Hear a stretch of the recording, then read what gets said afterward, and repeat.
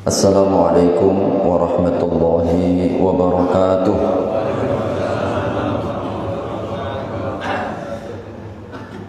Innal hamdalillah nahmaduhu wa nasta'inuhu wa nastaghfiruh wa na'udzu billahi min shururi anfusina wa min sayyiati a'malina. Man yahdihillahu fala mudilla lahu wa man yudlil fala hadiya lahu. أشهد أن لا إله إلا الله وحده لا شريك له وأشهد أن محمدا عبده ورسوله لا نبي بعده. اللهم صل على نبينا محمد وعلى آله وصحبه وسلم أجمعين. أما بعد. Pertama-tama marilah kita senantiasa panjatkan puji serta syukur kehadirat Allah Subhanahu wa taala karena rahmat serta taufik kepada kita bersama. Alhamdulillah, di kesempatan pagi hari ini setelah kita melaksanakan sholat subuh secara berjamaah, karunia Allah kepada kita duduk bersama, tak lain dan tidak bukan kita saling tawasau bil haqqi wa tawasau bis sabr. Alhamdulillah, pagi hari ini insyaallah kita akan mengawali ini karena permintaan jamaah. Alhamdulillah, yang minta Pak Hidayat, jadi susah saya nolaknya ini. Insyaallah saya dimintakan untuk mengkaji bersama-sama terkait tentang sirah nabawiyah. Kalau bahasa mudahnya hadirin, sirah nabawiyah itu sejarah-sejarah Nabi. Mengapa kita perlu membahas, membaca sejarah Nabi Sallallahu Alaihi Wasallam? Tentu alasan yang paling kuat dan paling utama, beliau adalah contoh teladan. Allah Subhanahu Wa Taala telah tetapkan Nabi Sallallahu Alaihi Wasallam sebagai uswah hasanah. Laqad kana lakum fi Rasulillahi uswatun hasanah. Sungguh kami telah berikan dan jadikan Rasulullah SAW sebagai uswah, teladan, cermin dalam kehidupan kita.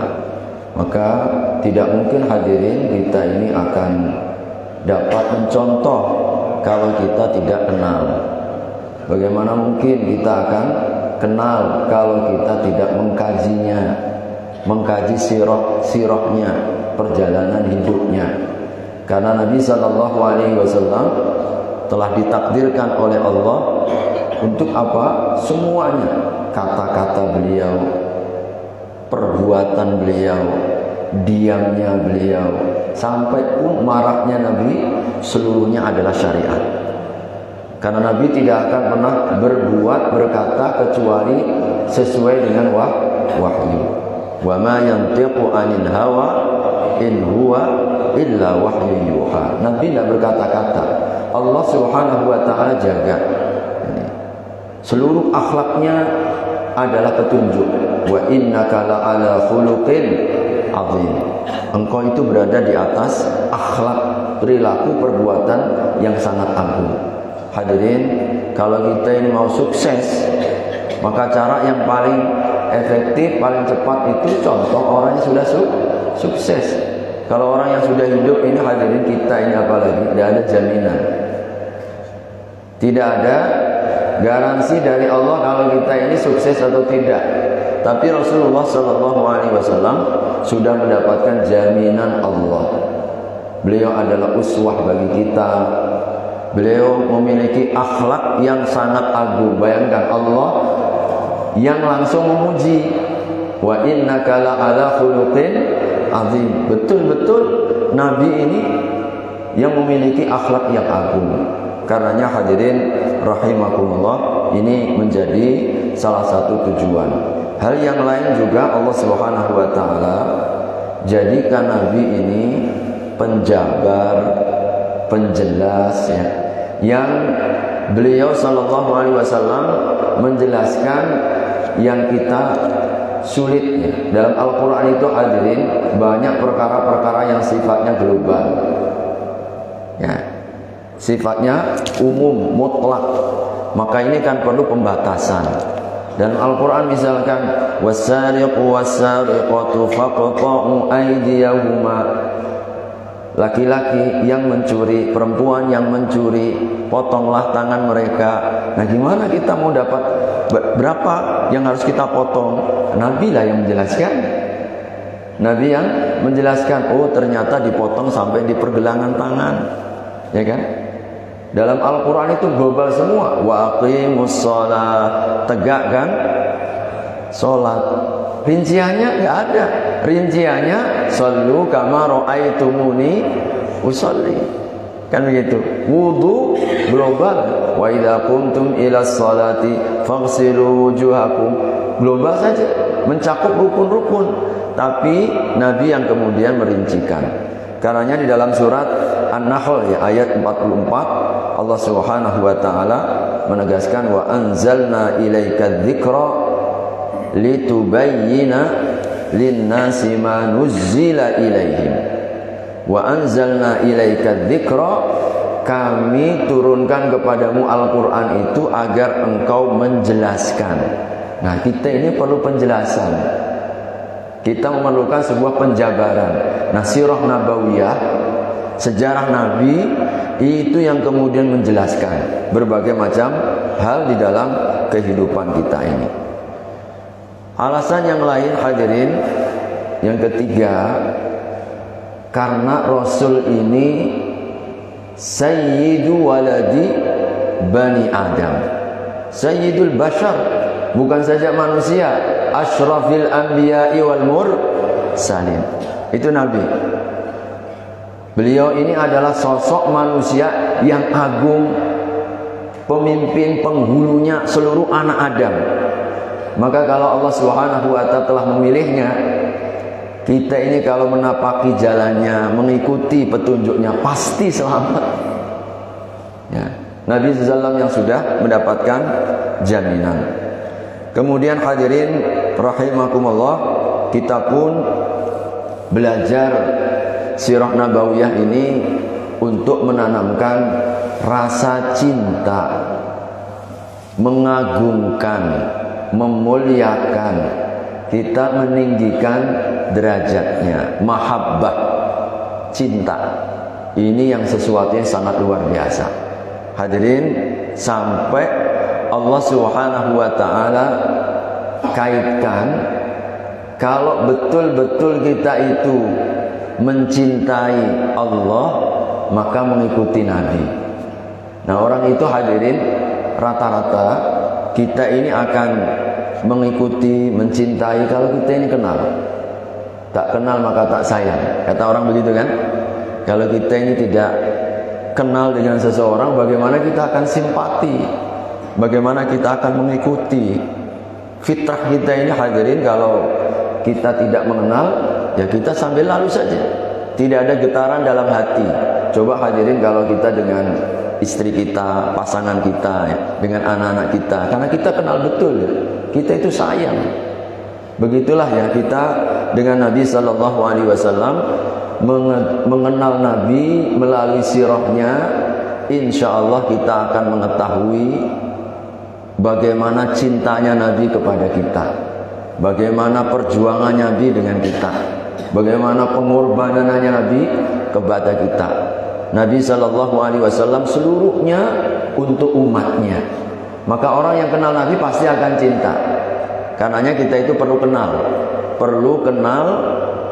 Nabi Sallallahu Alaihi Wasallam agar kita ini ringan, mudah untuk mengikuti.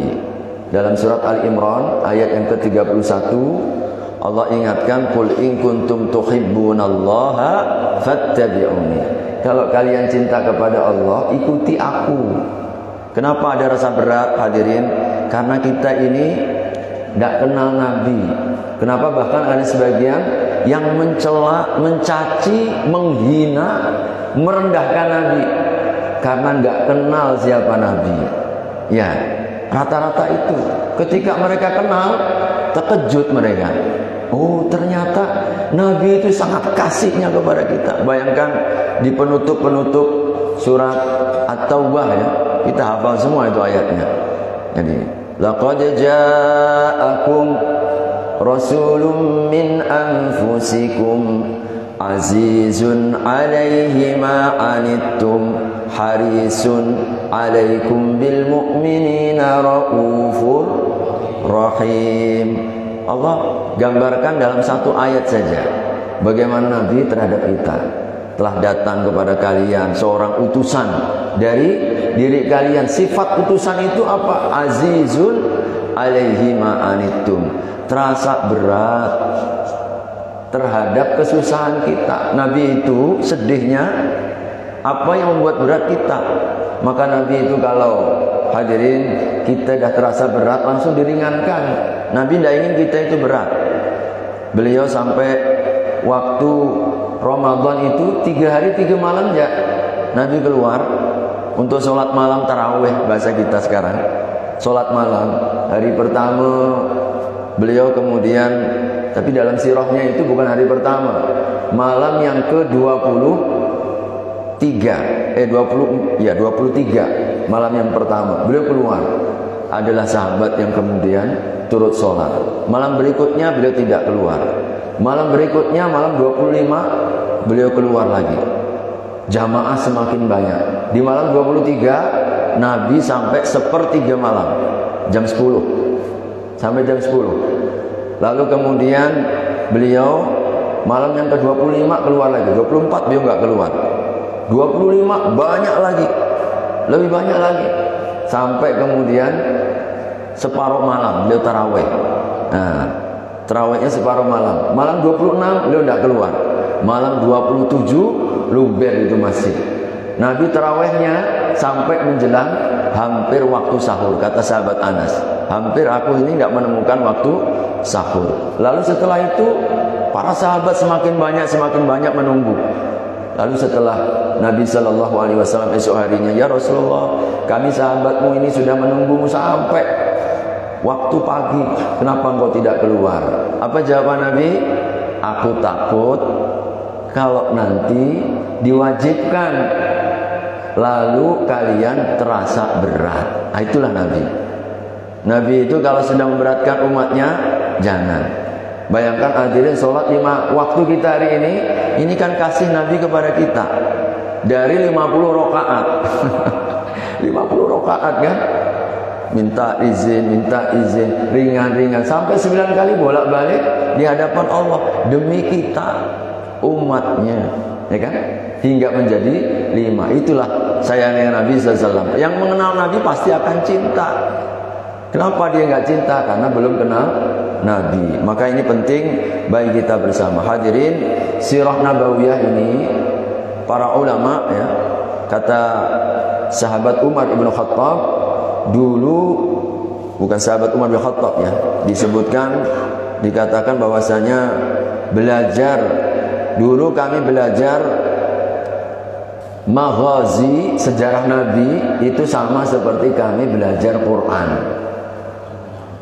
Jadi ternyata generasi awal dulu kita itu belajar sirah nabawiyah sama seperti belajar Al-Quran. Karena apa?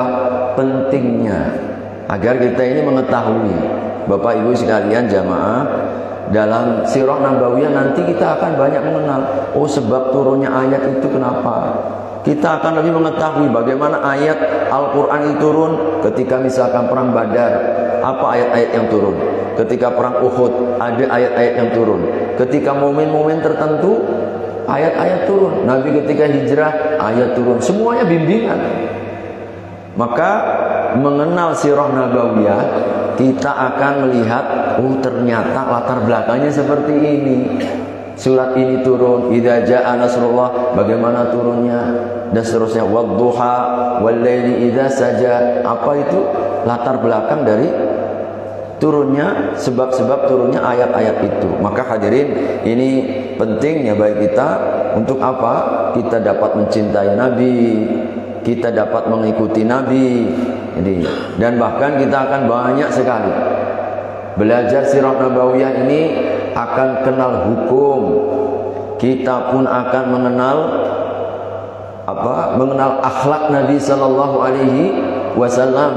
Ini salah satu manfaat ya bagi kita bersama. Termasuk hadirin, kita akan belajar tentang dakwahnya Nabi Shallallahu Alaihi Wasallam, perjuangan Nabi. Maka membaca sirah nabawiyah itu kita menapaki, merintis. Bagaimana kalau kita ini menebarkan dakwah, menegakkan agama? Contohlah Nabi, beliau itu yang paling sempurna. Mengapa Nabi kok bisa sukses? Ya kan? 23 tahun sukses gemilang Nabi. Nah, coba lihatlah bagaimana Nabi menanamkan nilai-nilai kebenaran. Baik, hadirin rahimakumullah, ini sebagai pengantar awal dari pentingnya kita belajar sirah nabawiyah. Hadirin, insya Allah yang menjadi referensi saya dalam kajian sirah nabawiyah ini buku Fiqhus Sirah namanya. Fiqhus Sirah karya Profesor Dr. Zaid Ibni Abdul Karim Az-Zaid. Ini yang saya jadikan rujukan. Insya Allah kita pelan-pelan, tapi nanti mudah-mudahan kita dapat istiqomah. Itu yang penting Pak ya. Yang penting itu memulai gampang, yang susah itu jaganya itu. Nah, jaganya itu yang susah. Kalau sekali kita ngaji, semua orang pun bisa. Yang mahal itu istiqomah di mana-mana. Makanya kita selalu memohon ihdinas siratal mustaqim. Mohon kita itu istiqomah.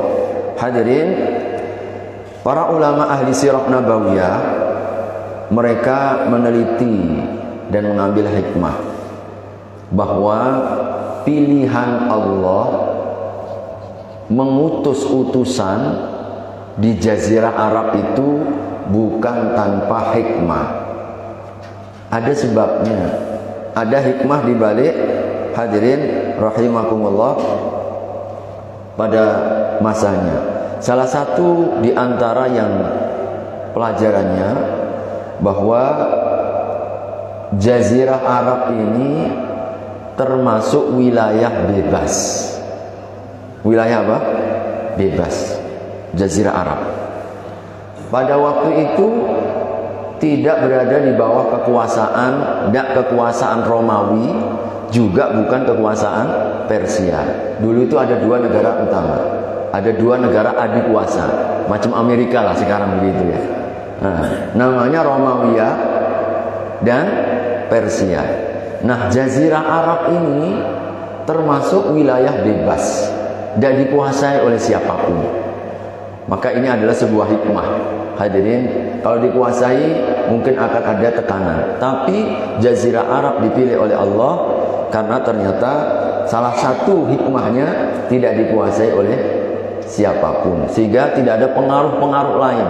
Betul-betul masih ada kefitrahan ya di Jazirah Arab ini. Pada saat hadirin, kenapa mereka itu tidak meliriknya, tidak pernah melihat orang-orang Jazirah Arab, jadi kurang tertarik. Orang-orang Romawi itu nggak tertarik. Apa yang mau diambil yang menguasai mereka? Batu isinya, pasir, gurun pasir. Jadi tidak ada hal yang menarik, kecuali kalau macam Indonesia ini banyak daya tariknya kan. Nah, ada freeport-nya, ada minyak buminya, ada nikelnya, ya kan? Banyak di sini. Maka orang tertarik semuanya. Jadi semuanya mau datang. Tapi Jazirah Arab apa yang menarik? Makanya mereka tidak tertarik. Satu. Yang kedua, sudahlah kondisi lahannya begitu. Orang-orangnya pun suka perang sendiri, Pak. Perang antar kabilah itu udah biasa. Negara Jazirah Arab pada waktu itu. Maka mereka tidak menjadi menarik. Dah, biarkan jalan mereka. Ini yang pertama. Kemudian hadirin rahimakumullah, bahwa Jazirah Arab ya pada waktu itu juga tidak ada satu agama yang menyatukan. Ini katakan oleh para ulama ahli sirah. Jadi Jazirah Arab belum ada agama yang menyatukan. Masing-masing menurut kepercayaannya. Ada yang menyembah batu, ada yang menyembah patung, ada yang menyembah malaikat, ada yang menyembah setan, jin dan seterusnya. Maka mereka itu belum disatukan dengan satu agama. Beda dengan Romawi. Kalau Romawi dahulu Ya, disatukan dengan Nasrani sudah ada sebelum-sebelumnya. Kemudian hadirin rahimakumullah, ini juga yang ketiga tadi saya sebutkan, bahwasanya karena kondisi sosial masyarakatnya, Arab pada waktu itu tidak memiliki posisi, tidak ada sesuatu yang bisa, tidak ada yang menarik. Ini alasan yang ketiga. Ini kita mengambil hikmah ya hadirin. Tentu Allah Subhanahu wa taala ketika memilih sesuatu ada hikmahnya. Nah, para ulama ahli sirah itu coba mengungkap ini. Kenapa yang Allah pilih? Boleh ke? Boleh saja. Kita untuk menunjukkan ternyata Allah tidak menunjukkan ini karena nggak ada hikmah. Jadi mereka kenapa tidak menarik? Tidak menarik orang Romawi, termasuk karena memang ternyata tidak ada sesuatu yang mengunggulkan pada masanya. Dari sisi kondisi sosial, dari sisi ya jazirahnya kan, isinya hanya batu dan pasir. Tapi dengan izin Allah nanti kita kan akhirnya nanti mengetahui apa yang membuat sekarang ini Mekah, Madinah dan daerah wilayah yang kemudian dimasuki oleh Islam begitu bernilai, begitu dirindukan. Karena Allah tidak menunjukkan mukjizat. Jadi Allah tidak menunjukkan kepada kita kemuliaan, bahwasanya meskipun secara kondisi geografinya tidak begitu menarik, tapi kalau Allah sudah mengizinkan bisa menjadi sekarang ini kaya raya kan, itulah mukjizat.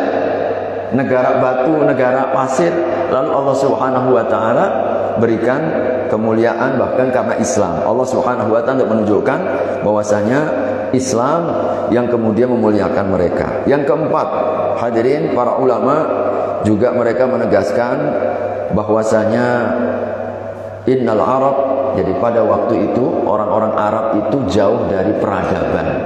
Ini alasan yang keempat. Kita mengambil hikmahnya. Kalau Romawi itu memang dari dulu udah terkenal punya peradaban, punya kemajuan. Simbol kemajuan dulu ya Romawi, Persia. Tapi Jazirah Arab tidak ada kemajuan. Jadi hidupnya pun nomaden begitu kan, hidupnya di mana-mana. Nah, ini tentu menegaskan kenapa seperti sekarang, apa yang memuliakan, apa yang membuatnya bangkit. Ternyata adalah petunjuk Allah Subhanahu wa taala untuk meyakinkan kepada kita bahwasanya Islam inilah yang memuliakan kita. Kemudian hadirin rahimakumullah, dan yang kelima ini disampaikan alasannya kenapa Allah memilih Jazirah Arab. Ternyata posisi Arab itu tengah. Ya. Dan itu sudah diteliti sampai sekarang itu ada penelitiannya bahwa tengah-tengah bumi itu Mekah. Tengah-tengah bumi itu Mekah. Maka dari sudut manapun datang, dan Allah pilih. Saya di rumah ada buku ya, dan itu secara ilmiah sudah ada terjemahannya dalam bahasa Indonesia ya. Dibuktikan bahwa saya tengahnya itu Ka'bah itu. Kalau dilipat jadi dua begitu, tengahnya Mekah. Bumi ini. Dan karena posisinya di tengah sehingga dari segenap penjuru, yang namanya tengah itu kan ya Pak, yang jauh nggak terasa dekat kan, yang ujung ya mungkin akan terasa jauh yang ujung. Tapi Allah takdirkan Islam hidup, bangkit dan berkembang di negeri Mekah.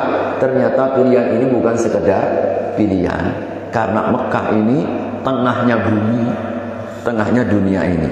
Ini yang kemudian hadirin rahimakumullah menjadi salah satu di antara hikmahnya. Yang keenam, jadi pada waktu itu hadirin rahimakumullah,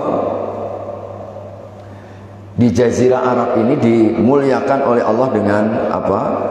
Jadi dengan satu bahasa. Jadi Jazirah Arab, walaupun mereka itu bercerai-cerai dalam banyak kabilah, tapi mereka disatukan dengan satu bahasa utama, bahasa Indo, yaitu bahasa Arab. Bahasa Arab. Maka sudah menjadi kebiasaan orang Arab turun-temurun. Setiap kali ada budak kecil, baru lahir budak kecil, kalau orang Pontianak kan budak ya. Anak kecil itu langsung dimintakan untuk ditempatkan di kalangan Arab Badui. Arab Badui, termasuk Nabi. Iya, itulah kita dapat cerita Nabi setelah lahir, siapa yang mengasuh? Halimah As-Sa'diyah. Halimah As-Sa'diyah tujuannya apa? Dua. Satu, untuk belajar bahasa yang masih bersih, karena bahasa orang pedalaman itu masih bahasa Indo. Tapi kalau bahasa orang di perkotaan dah bercampur-campur. Makanya sehingga bahasa Arab itu masih asli. Asli. Ini berbeda dengan kabilah-kabilah yang lain. Lihat ya hadirin, kita di Indonesia ini. Di Indonesia ya, berapa bahasa kita ada?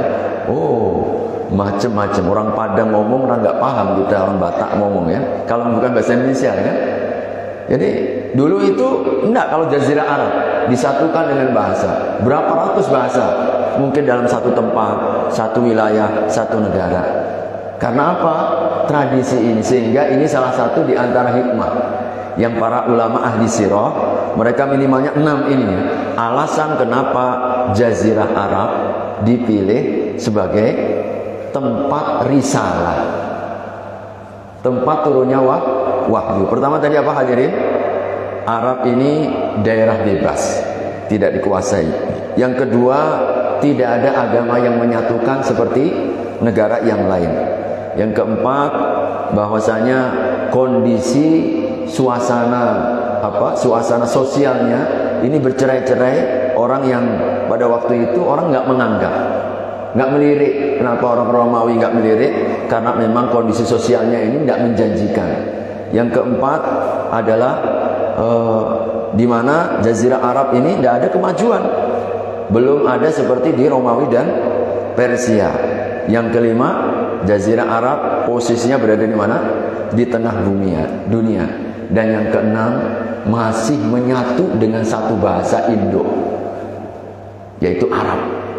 Maka ketika Allah pilih, oh ternyata ini. Sehingga kita akan melihat apa yang membuat kita dan orang Arab secara khususnya, dan menjadi pelajaran sepanjang zaman. Meskipun kita mungkin tidak menjanjikan sesuatu, negara batu, cadas, pasir, gak berpenghuni, lalu kemudian apa? Tanahnya pun tidak subur. Tapi kalau Allah kehendaki dan Islam ditanam, dia bisa memimpin peradaban. Bayangkan, dari tidak dilihat oleh Romawiya, nanti hadirin 50 tahun pertama, nanti kita akan baca 50 tahun pertama dari Nabi diutus. Nabi diutus kan 23 tahun. Sampai sahabat Utsman bin Affan itu kira Ali bin Abi Thalib 50 tahun pertama. 50 tahun pertama, bayangkan, dari yang tidak pernah dilihat oleh bangsa manapun, lalu tiba-tiba memimpin dunia. Di masa Utsman ibnu Affan, armada pertama ke negeri, armada pertama laut ya, sampai ke negeri Cina. Subhanallah, orang nggak kenal peradaban, lalu memimpin dunia. Kita pernah memiliki peradaban 1 milenium, 1000 tahun, Pak. Ibu kota kita berada di mana? Di Spanyol sekarang ini. Dulu pernah menjadi ibu kota. Ibu kota kita selain Baghdad, selain Turki ya, kemudian juga Spanyol, Hispania. Dulu itu pernah menjadi ibu kota kaum muslimin yang menyatukan seluruh dunia ini. Apa ini gak mukjizat? Makanya Allah Subhanahu wa taala sesungguhnya hendak meyakinkan kepada umat manusia. Kalau kita belajar tentang sirah nabawiyah, bagaimana seorang bangsa, negara, wilayah, orang yang tidak menjanjikan sesuatu menjadi pemimpin dunia. Apa yang menyebabkan ini? Kalau kita mau jujur, Islamlah yang menjadikan mereka mulia. Islamlah yang membangun peradaban. Islamlah yang kemudian menyelamatkan dan membebaskan manusia dari kegelapan kepada cahaya, dari penghinaan menjadi kemuliaan. Maka hadirin, ini kira-kira 6 alasan utama kenapa Allah memilih Jazirah Arab. Baik, saya sampai di sini dulu.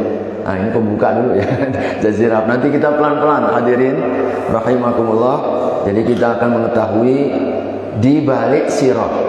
Makanya kita Belajar sirah itu artinya bukan belajar kita ngitung kapan tahun gajah, tahun berapa. Bukan itu. Itu mah nggak belajar itu, kalau itu anak TK. Kita belajar apa di balik. Kenapa Allah pilih Jazirah Arab? Ternyata ada alasan-alasan. Jadi, insya Allah nanti kita selanjutnya akan melihat ya bagaimana kemuliaan, keistimewaan risalah Muhammad dan umat ini. Kenapa Allah pilih Nabi Muhammad dan mengapa Allah pilih umat ini, umat Rasulullah SAW, untuk mendapatkan amanah ini. Mudah-mudahan insya Allah Allah berkahi. Baik, saya berikan kesempatan mungkin 2-3 penanya. Jazakallah, silahkan Pak Hidayat. Waalaikumsalam.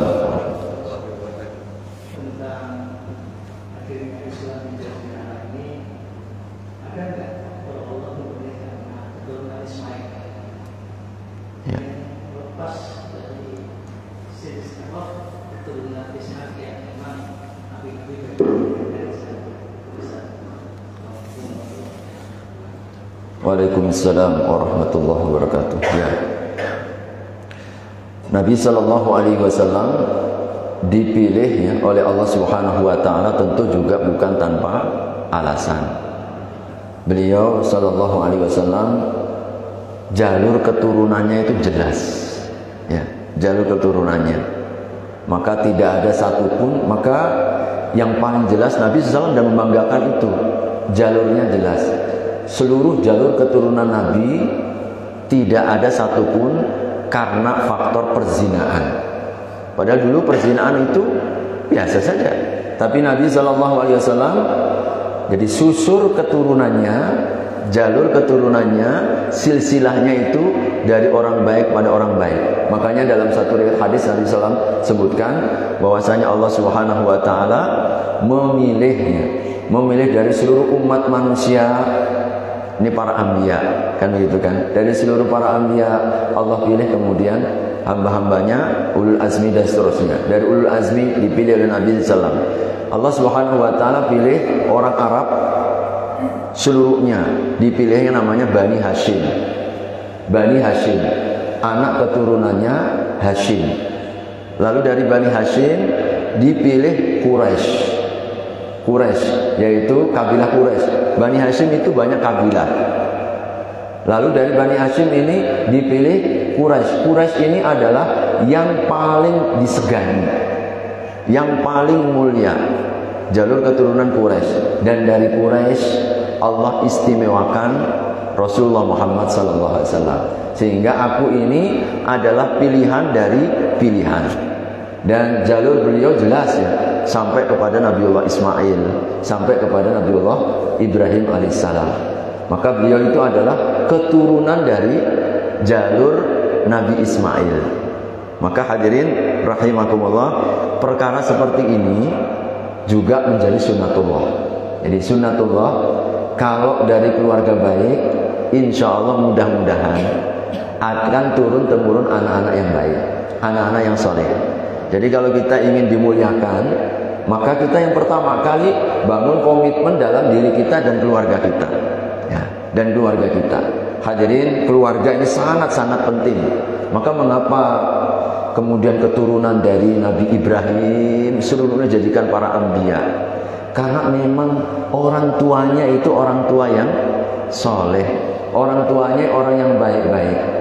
Maka insya Allah Allah Subhanahu Wa Taala akan perbaiki dengan kesolehan dari anak-anak keturunannya. Maka hadirin misalkan ini tidak lepas ya dari keberkahan doa.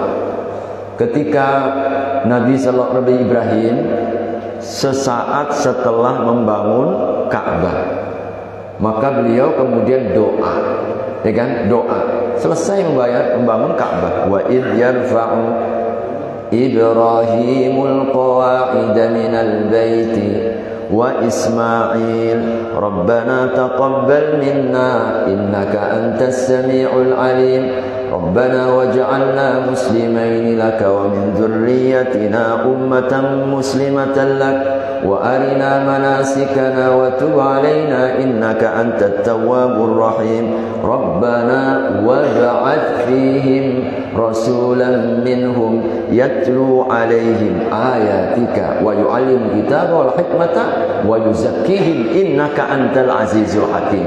Itu doanya Nabi setelah mendapatkan perintah dari Palestina datang ke Mekah untuk mendapatkan mandat bangun Ka'bah dari asasnya. Setelah bangun Ka'bah, doanya, ya Allah, terimalah apa yang telah aku lakukan ini, bangun Ka'bah. Lalu setelah amal membangun Ka'bah ini kan amal soleh, maka ini termasuk di antara, jadi hadirin, tawassul. Kalau kita ini lepas berbuat baik, kita rasa perbuatan kita ini sangat-sangat utama. Manfaatkan amal soleh itu sebagai perantara minta kabulkan hajat kita. Apa yang diminta setelah membangun Ka'bah itu? Pertama, arina manasikana, ya Allah, jadi tunjukkanlah kepadaku manasik-manasik kami. Ya, manasik, cara manasik haji. Nah, itu dari sejak Nabi Ibrahim. Satu. Kemudian apa? Waja'alna muslimain, tetapkan Islam muslimin, dua orang Islam. Karena siapa? Ibrahim dan Ismail. Ini doanya, minta agar diajarkan manasik, bagaimana tawaf, bagaimana ibadah-ibadah. Itu seluruhnya dari Nabi Ibrahim. Dari dulu sudah ada tawaf itu. Lalu minta agar ditetapkan, jadikan kami ya Allah berdua ini yang telah membangun Ka'bah, Ibrahim dan Ismail, orang-orang Islam. Yang ketiga tadi, Rabbana wab'ats fihim rasula, ya Allah, utus dari kalangan mereka seorang rasul yang nanti akan membacakan ayat-ayat-Mu, akan membersihkan mereka, mengajarkan kepada mereka kebaikan dan hikmah. Makanya Nabi SAW, beliau itu sering mengatakan, aku ini adalah pengabulan doa ayahandaku dulu, Nabi Ibrahim. Dari ribuan tahun yang lalu. Jadi ketika setelah beliau bangun Ka'bah, doanya baru dikabulkan. Keturunan berapa itu Pak? Rasulullah Muhammad diutus Rasulan. Yang dimaksud Rasulan di situ Nabi Muhammad Sallallahu Alaihi Wasallam. Maka dari keturunan jalur Nabi Ismail hanya Nabi Muhammad saja yang terpilih. Jadi pada saat dari jalur Nabi Yakub, Ishak, Yakub, semuanya banyak nabi. Banyak nabi utusan. Diutus dari jalur keturunan Ishak, Yakub, 12 sampai Yusuf dan seterusnya. Jadi Nabi Isa termasuk jalur dari Nabi Ishak, ya kan?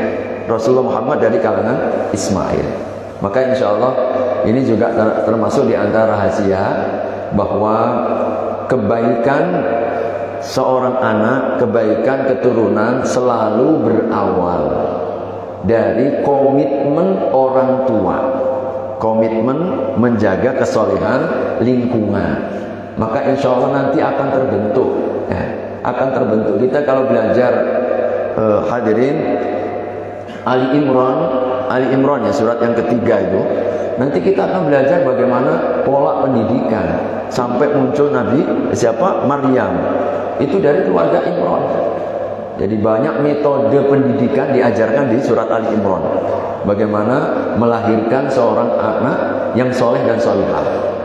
Itu kita belajar di sana. Hadirin rahimakumullah. Mungkin itu ya jawaban saya. Cukup? Masih? Ya. Ya. Silakan.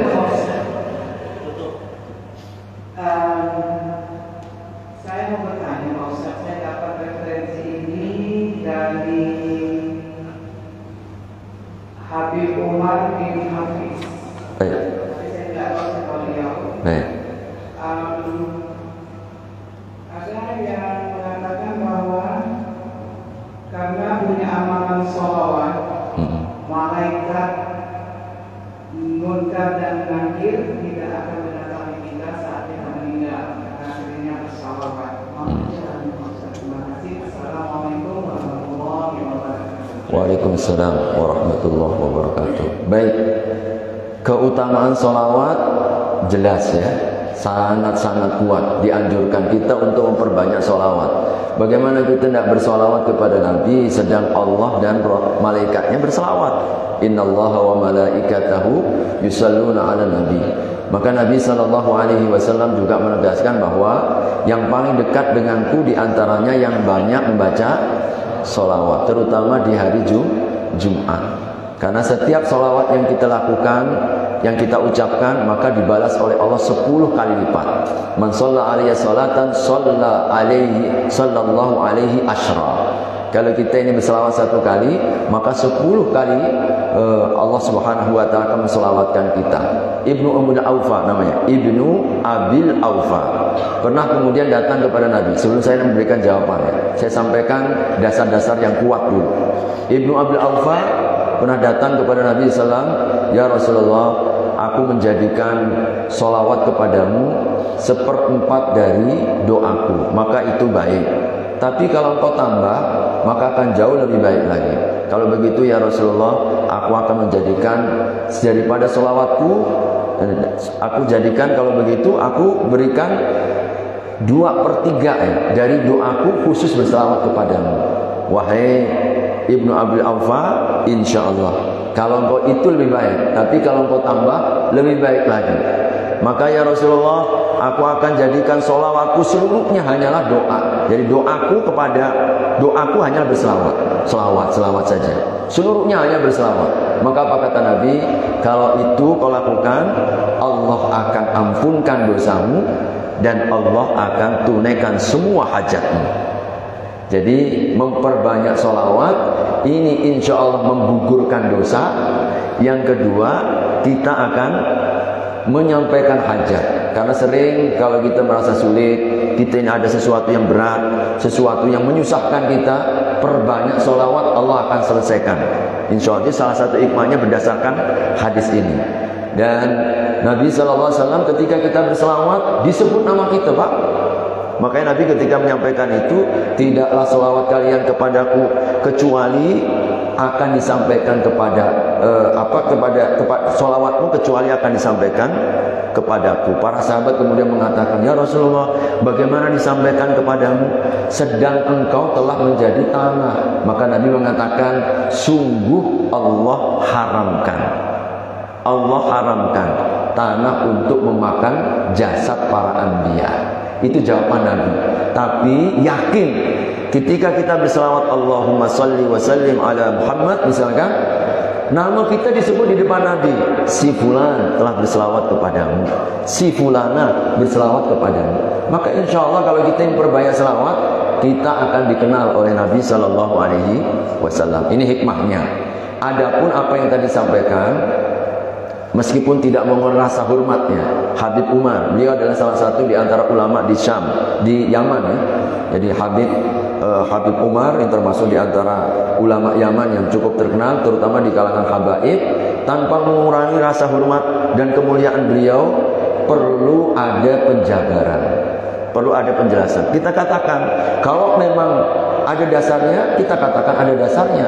Tapi wallahu a'lam bishawab, hingga saat ini dari telaah, dari kajian-kajian yang mungkin sudah cukup lama lah, saya belum mendapatkan satu riwayat hadis bahwa kalau kita memperbanyak selawat lalu kita akan tidak ditanya mungkar dan nakir. Saya belum mendapatkan dasar ini. Karena itu sampai datang ada dalil kita percaya.